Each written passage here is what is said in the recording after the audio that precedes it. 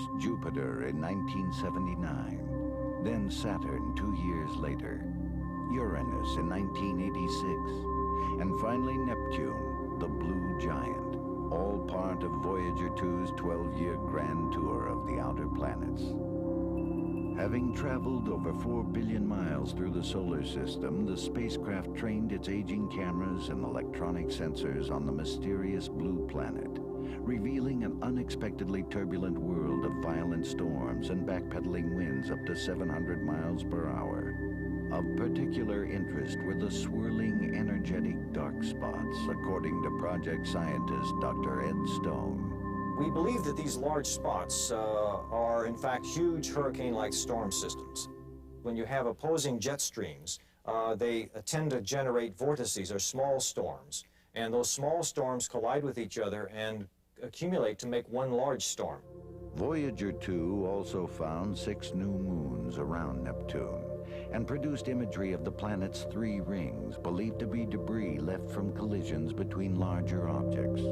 After passing just 3,000 miles over its cloud tops, Voyager turned its attention to Neptune's largest moon, Triton. A 5-mile-tall geyser shooting dark particles into its atmosphere was just one of the surprises Triton had to offer.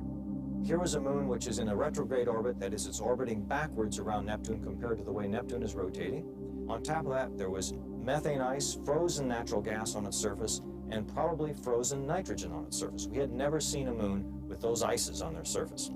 It is the coldest object we have seen in the solar system, almost 400 degrees Fahrenheit below zero.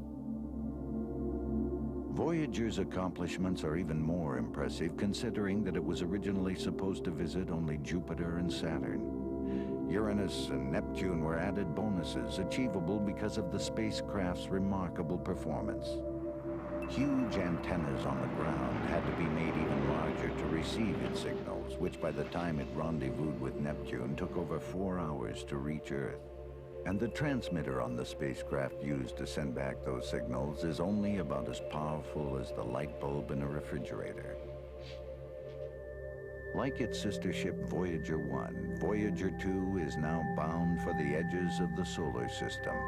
Other spacecraft, such as Galileo, scheduled for a return to Jupiter, and Cassini, which will revisit Saturn, are slated to make even more detailed studies of the planets.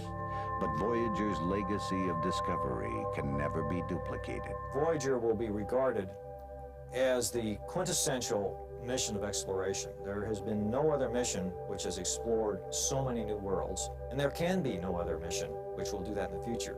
Only Voyager has had the opportunity of visiting in sequence 4 giant planets with literally dozens of new worlds in orbit